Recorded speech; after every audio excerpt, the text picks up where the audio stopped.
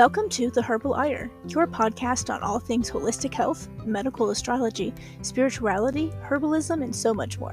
Presented by your host, Ire Atla, medical astrologist, herbalist, and naturopath. Let's dive right into today's topic, love and light.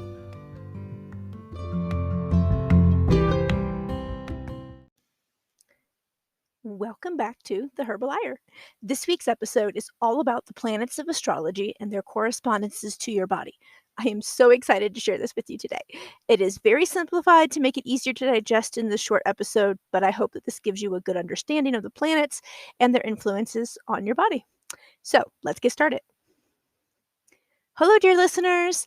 I'm your host, Ire Atla, and I am so excited to get started on today's podcast episode. Let's start with what planets I use most in medical astrology, and then kind of go from there. So I work mainly with the 7 inner planets, and these are worked with in pairs, minus Mercury, who really kind of just likes to work with everyone.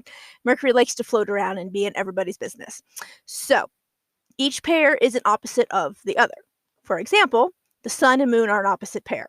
The sun is a masculine energy, yang energy. It's always moving. It's an action. It's dynamic. It's the expression of your vital force. The moon, on the other hand, is a very feminine energy. It's yin energy. It's receptive. It is passive. It moves for you to rest, and it actually distributes the vital force from the sun and also governs your emotional side of your body. The sun is a very warm planet. The moon is a very cold planet. So this is kind of how we will discuss the rest of them.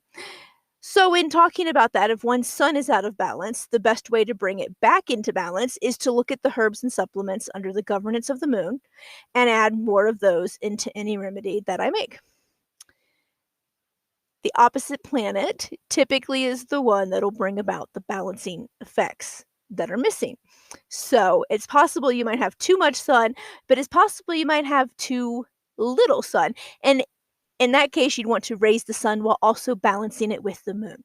So how do we do this? First of all, the pairs. They're the sun, moon, Mars and Venus, Saturn, Jupiter, and then Mercury, which just flits in and out and all around all of them. And then if you add in the outer planets, it's Neptune, Pluto, and Saturn, Uranus. I do use the 3 outer planets, but they're not as prominent in the natal charts and how they influence your health physically compared to the others. They're more of mentally and psychically how they influence you. So they're used in a different way than the inner planets. So the beauty of medical astrology, as we talked about last week, is that it is like using a microscope to peer into the body and see what is happening on a level that's unable to be seen by any other means. It really embodies the as above, so below saying. Your body is a microcosm of the universe. The earth is a microcosm of the universe, and plants are a microcosm of the universe. So all of these microcosms work best when we use medical astrology to bring harmony to the microcosms in us using plants and the earth, and then the macrocosm of the universe. So I'm already getting goosebumps. I love talking about this. It's one of my favorite things. And I also just love doing it. It really has changed up my entire practice and how my clients just transform since using this. So, all right. Sorry if I'm a little too excited. All right. So each planet rules a different part or system of the body, and each planet's vibrational energy was actually set into your body at the time of birth. So wherever those planets were in transit, that is where their vibrational energy was placed. So if your sun was in Virgo, for instance, then your vital force, which is ruled by the sun, is now also ruled by the effects of Virgo on the sun, if that makes sense. All right, so the planets, like I said, I usually work with are the 7 inner planets, and we're going to talk about each one individually now and how I look at each one, what they bring, and what their correspondences to the body is. So first of all is the sun. The sun is the center of the universe, and therefore it's kind of like the center of your chart, right? It's the giver of life, the nature of your vital force. So it has correspondences to the heart, which is the center of our being, right? Without our heart doing what it's supposed to do, we are no longer living on this earth. We are now considered deceased. Our bodies are placed in the ground or cremated or whatever your culture does, and then our souls go back up in line to come back down another time. So it makes sense that the sun corresponds with the heart. This is the force in our body that all systems depend on to be working correctly. If your heart's not working correctly, it can affect pretty much everything else in your body. And if your heart gives out, everything else goes with it. You can't live without that. Same with the sun. If it goes out, all life on earth would be lost as well. So its placement in your chart actually shows how your vital force shows up in your body. So that means if it's a strong vital force, a weak vital force, if it's more of like a watery vital force because it's maybe in a water sign, or if it's more of like a hot, super energetic vital force because you are in like a fire sign, and vice versa. So that's how it kind of shows up in our bodies, wherever it's placed in whatever sign. It also governs the circulation. It governs actually the arterial circulation if you want to get really down into the nitty gritty. And Venus actually rules the Venus circulation, hence the name. And the sun also rules the blood vessels. And on a more psychological type level, it shows what we are growing into and what we were striving to become. So it's kind of an outward expression of what our ego is, right? Your sun sign is more of like what your ego is, how you present yourself to the world, how people see you, how you behave, out in society, interacting with other people. It's the ego side of you, the side that likes to have everybody loving it and being everybody's friend and all that fun stuff, right? So that's more of what the sun governs as well. So moving into the moon is obviously the opposite of the sun. It's the very feminine energy here, and it helps balance the masculine energy of the sun. The moon actually reflects your inner thoughts and feelings and emotions. So while the sun is more of the physical expression of your vital force, the moon is more of the emotional expression of your vital force, the mental, the physical, the spiritual side of that vital force and who you are as a person. So while the sun governs more of your ego, the moon governs more of your spirit, your soul, who you are at your core, who you really are, that you usually keep to yourself. You're not having an easy time going out in the world and expressing that part of yourself to everybody, right? That's kind of like your inner secret self that nobody else really knows about unless they're really close to you or you feel comfortable in their presence, kind of a thing. It also is very receptive of the sun's energy, and so it distributes the vital force throughout the body in that way. So the moon governs the stomach, which receives our food and nutrients. The fluids of the body, it rules them as well, mainly the ones found in the mucosal membranes. And it governs the emotional side of the brain, which makes sense. So when it's in excess, you may notice a buildup of fluid called edema in your body. And this can increase your toxic load as the liver is not really able to clear things efficiently. And that's why fluids are backing up. It could also be a sign of your heart not doing too well. So again, sun rules the heart. So if you're having a lot of edema, the best way to balance that is to look at the moon and see what we need to do. We need to distribute that water, right? It shouldn't just be sitting in one place like that. So we would need to figure out a way to distribute that water to where it should be in the body instead of stagnating in one place. So that's how we kind of use the sun and the moon together. And if you're like too dry, right, you're super hot and dry, then you would use the moon to plants and herbs to balance that out as well, right? A lot of moon herbs are ironically very moistening and very much add moisture and wetness to your body. So if you were running too hot and too dry, the sun was too active, we would use the moon to balance that. And then if you weren't the opposite, like you're having too much water, we can use the sun herbs to balance that out as well. So the sun herbs are very hot, drying, stimulating type herbs, right? So if you're having too much water, too much of a moon in your chart, then we would want to use those sun herbs to kind of balance that out and move that water in your body to where it should be. All right, next planet, Mars. So this is the warrior planet that defends the body. It is a very hot, masculine energy planet. It is actually considered hotter than the sun in medical astrology, especially when it shows up in excess in your body. If you have a very prominent Mars in your chart and you have a very prominent Martian constitution, your body will be the kind that as soon as you get the inkling of an illness starting, you immediately spike that super high fever. You immediately, your immune system kicks into overtime and you start snotting and sneezing and your heart rate speeds up and you get a fever and you just go immediately from I feel great to I feel miserable because your immune system is just really on steroids if you have a very Martian constitution. It's good in some cases, right? That means you usually tend to not be, sick as long as maybe another person would. You tend to get over it quicker. Your convalescence period after illness tends to be shorter. But it can also have its downsides too, in the fact that you really do go from I feel fine to I feel terrible, and it can really disrupt the flow of your life and the patterns that you were going through. So, Mars also guides our willpower, what motivates our energies, and our dynamic natures. So the parts of the body that it governs is Mars governs the blood, which makes sense because Mars is a planet covered in iron. Our blood is filled with iron, and it's actually a very necessary nutrient for our body to work properly. Anybody who is constantly or chronically or anything deficient in iron will tell you that being so fucks things up, right? You feel really terrible a lot of times. You don't have a lot of energy. You want to just lay around. Everything seems like it's 10 times harder than it should be. Things are moving sluggishly in your body. You don't digest as well. You just overall have a very meh feeling all the time when your iron is low. And Mars is the opposite of that, right? It's a very active, dynamic, running, racing feeling and wants you to go, go, go. So if you're feeling not that way, then it's possible that your Mars is out of balance. And so to balance that out, we would lean to its opposite planet. We'll talk about that one in a moment. Um, Mars also governs our immune system, which is our inner warrior as well, by causing an increase in heat and a fever when you become sick.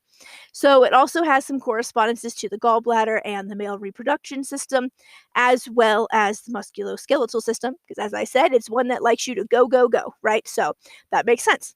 Which makes sense as this is actually part of what's needed to fight off a predator. And Mars is the warrior planet after all. So that is definitely a Martian quality to want to be moving, moving, moving, want to exercise a lot, do lots of movement throughout your day.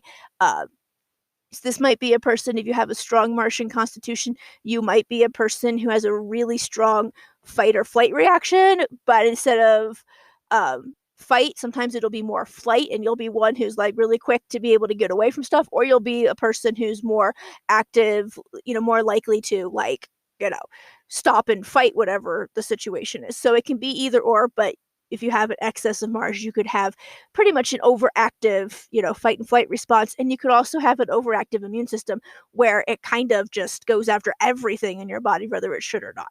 So again, the way to balance that would be with the opposite planet, which is Venus. When Mars is in excess, it can also cause a lot of inflammation throughout the body in very dry tissue states. So you can have lots of creaky knees, achy joints, achy back, very dry nose that just constantly is kind of that painful dry that it gets sometimes. So you constantly feel like you need to use some saline spray up in it. Or your mouth is constantly feeling like you sucked out a bunch of cotton balls. And so you're having to constantly drink a lot of water. Mars can be very dry, and at the same time, it causes a lot of inflammation throughout the body, which can cause a lot of pain in some instances as well, depending on where that inflammation is occurring.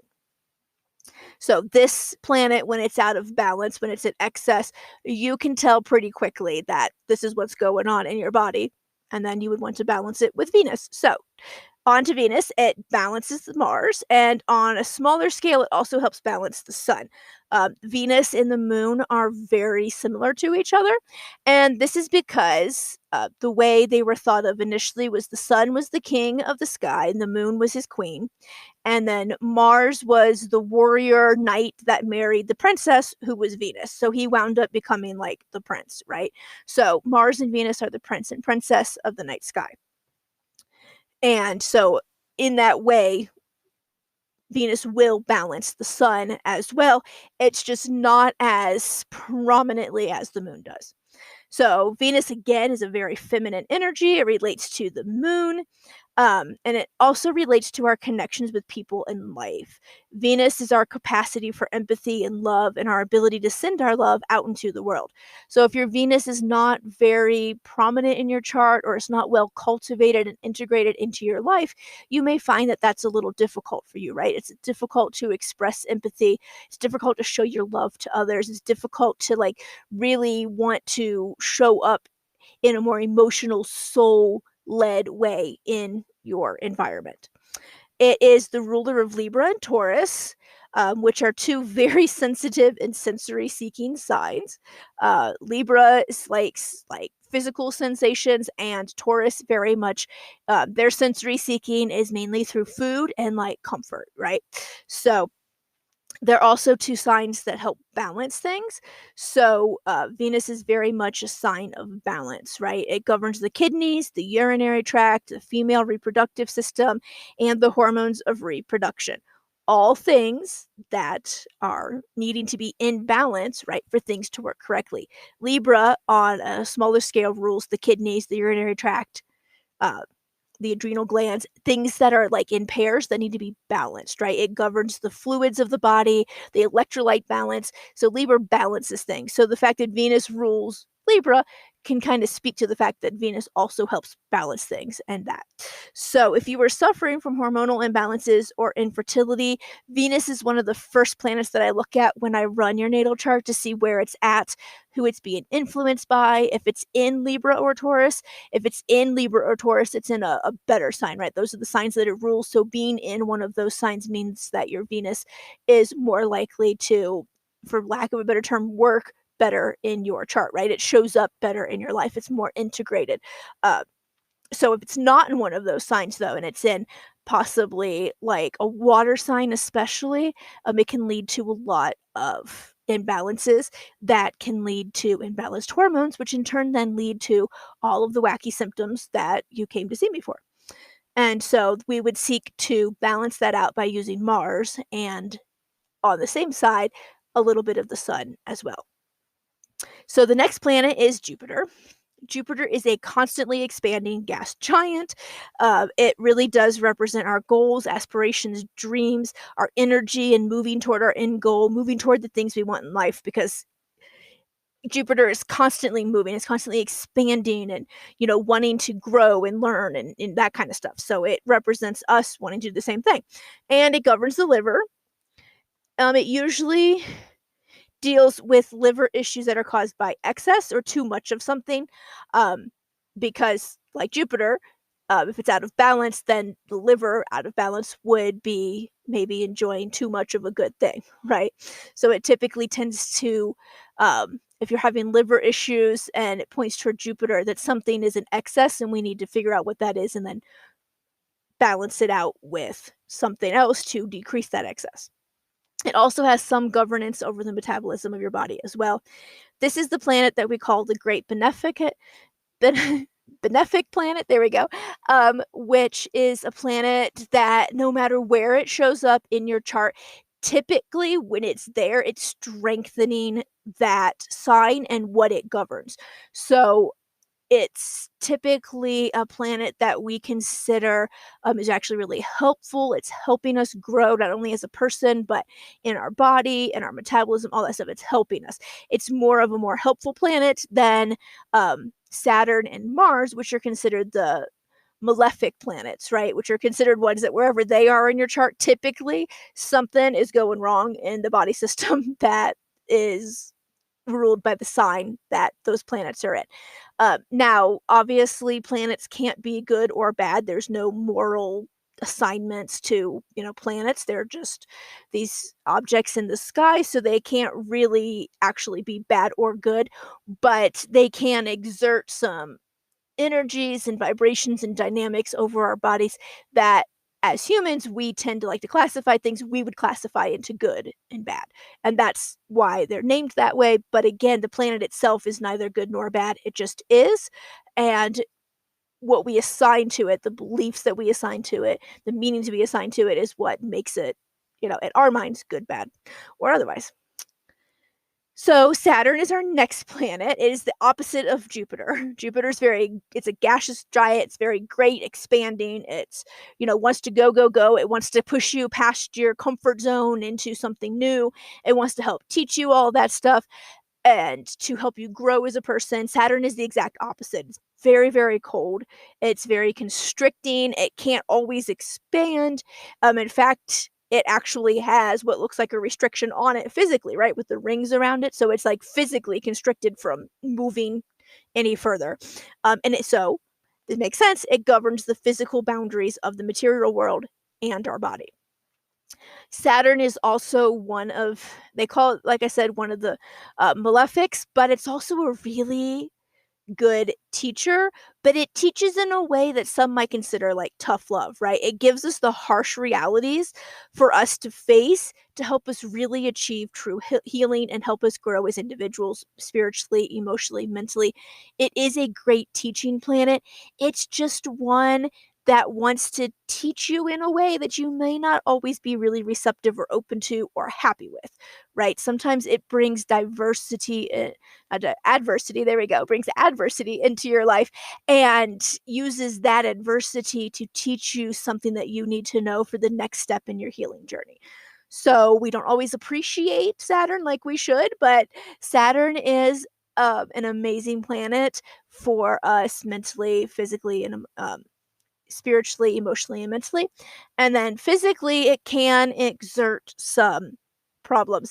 This tends to be like the seat of like chronic illnesses. So if you come to me and you've had this issue for a long time, the first thing I'm going to do is go find where Saturn is in your planet and see what in your natal chart and see what it's constricting, right? Because Saturn exerts a very constricting energy on whatever part of the body it is in with whatever sign that it's in. So like for instance, if it's in Scorpio, Scorpio rules the female reproductive system, the uterus, all that kind of stuff.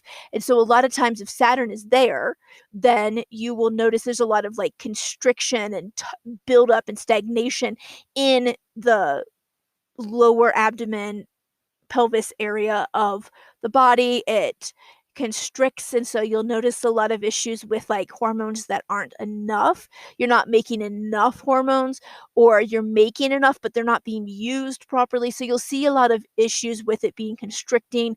You'll have a lot of like pain and cramping because you'll get a lot of like backed up blood flow down there. It's just not moving like it should through that area of the body. There's some reason that it's kind of tending to slow down and stagnate through that area, which increases cramping and pain during your periods, pain during ovulation.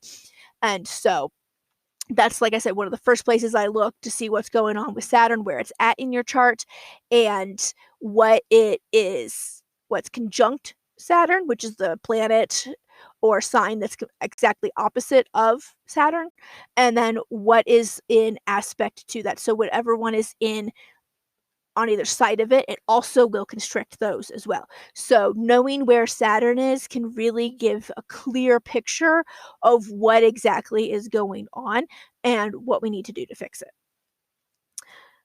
So it rules the bones, the connective tissue, the teeth, the cartilage, the tendons, all things that are like the boundaries of the body, right? Things that help keep our body together and where it should be. It also has some governance over the spleen, the lymph system, and the immune system. And as I said, it is a very, very cold, constricting planet. And if it's placed below the horizon in your chart, meaning it's in the bottom half of the chart, that makes it an even colder planet. And so that means that it's like extra constricting compared to normal. So where it's placed in the chart is a really good sign as to what is going on. And like I said, it's usually its placement is usually the cause of chronic disease or issues in the body system that's ruled by the sign of that house that it's in. So Saturn is one of the first places I look, followed by, depending on what you're coming to me for, Venus and Mars as well. And so those really give a pretty clear picture right off the bat. And then we go from there to look at where the other ones are and then draw a complete picture of what's happening. And then we come to Mercury. It's, like I said, kind of out there all by itself. It's the little fringe planet that likes to bebop in between all the other ones. So Mercury balances all of the other planets. It is the planet of communication, our analytical mind, and our intellectual side.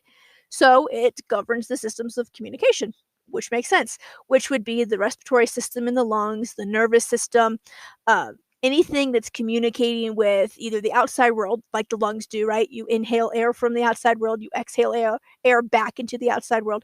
So it's really communicating constantly with the outside of the body. The nervous system is communicating between the brain, the body, different organ systems. So it's constantly on the go and moving, and is very quick in how it responds too, right? Like you touch a hot stove, you immediately pull your hand back. There is no wait time, right? There is not like you touch it for like a good minute. And you're like, what is this sensation I'm feeling? And it takes your brain a hot second to figure out what's going on. It's very quick reaction, right? You touch that hot stove and immediately your brain says, oh, hell no, and it yanks your hand off of there. And that's your nervous system that's done that communication. And it's very quick. And Mercury is a very quick planet. It's like 80 days, 82 days, something like that. It goes all the way around the sun in like 80 to 82 days. It's really quick compared to all the other planets. And so a lot of the stuff that it governs in the body, when it's out of balance, then it'll bring a lot of tension to your body in the form of cramps, tightness, asthma, etc., because that energy, instead of moving quickly through the body, has like stopped and stagnated.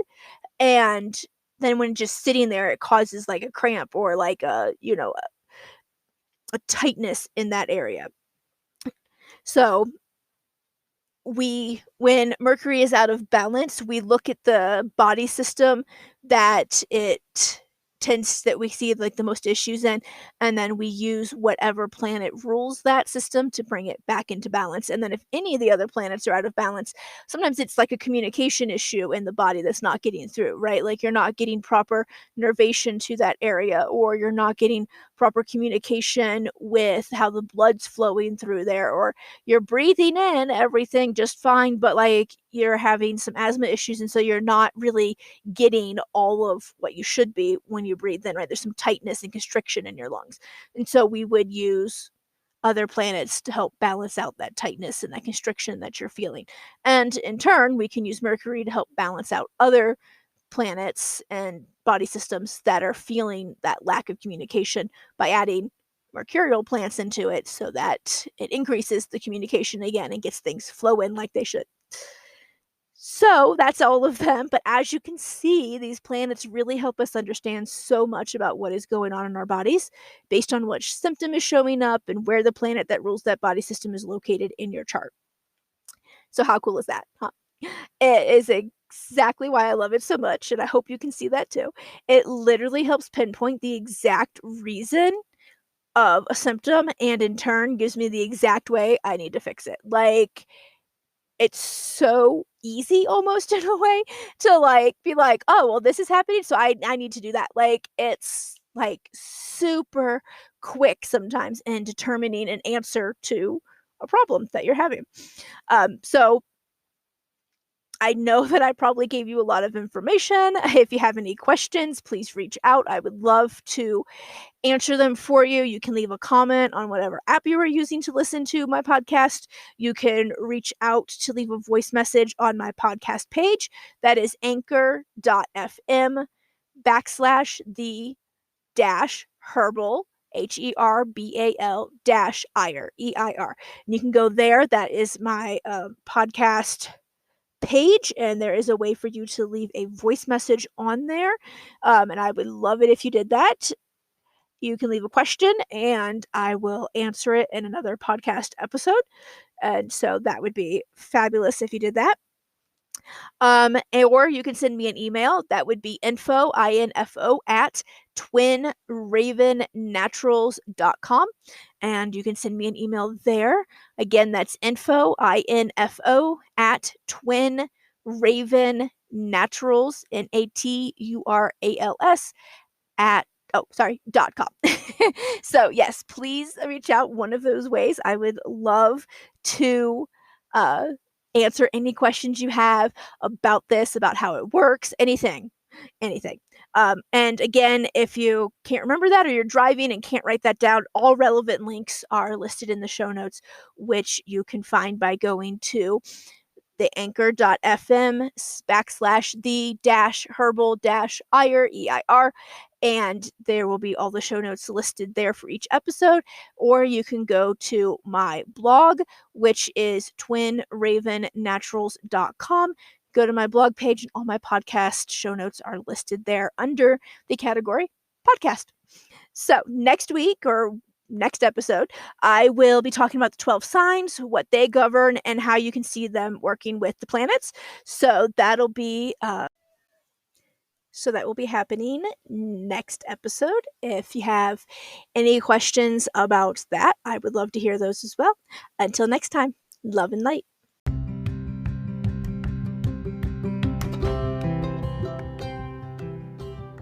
That's it for another great episode of The Herbal Ire. Tune in next week for more valuable content with your host, Ire Atla.